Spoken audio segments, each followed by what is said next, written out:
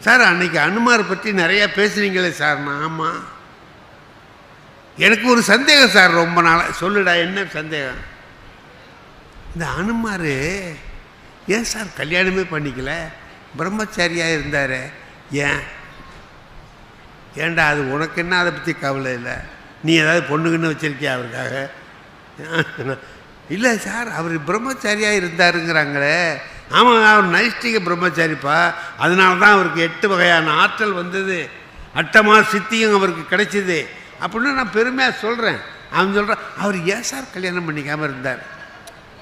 இவனுக்கு யோசனையே அவர் ஏன் கல்யாணம் பண்ணிக்காமல் இருந்தார். இப்போ நான் அதுக்கு என்ன பதில் சொல்கிறதுங்க? ஏதாவது சொல்லி அவன் சொல்லலைன்னா உடம்பு அப்போ ஒரு அளவும் தெரியாது அவனுக்கு அப்படிமா. இப்போ நான் என்ன பண்ணேன், இந்த இல்லைப்பா, அனுமார், ராமர், லட்சுமணன் 2 பேரும் வந்தாங்க. அவங்க 2 பேரையும் அழைச்சிக்கிட்டு வந்தார். அழைச்சிக்கிட்டு வந்தால் சுக்ரீவன் இருந்தான்.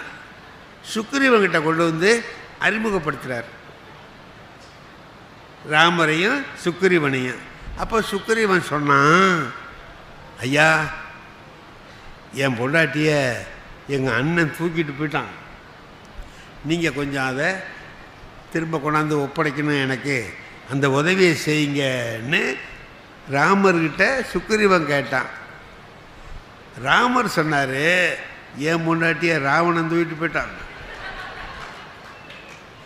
அது நீ உதவணும்னு உன்கிட்ட கேட்கறதுக்காக தான் நான் வந்தேன். இதை அனுமார் கேட்டுக்கிட்டே இருந்தாரா? அப்போது கல்யாணம் பண்ணால் எவனாவது தூக்கிட்டு போயிடுவான் போல. கல்யாணம் பண்ணால் எவனாவது தூக்கிட்டு போயிடுவான் போல இருக்கு. இதை எதுக்குடா கல்யாணம்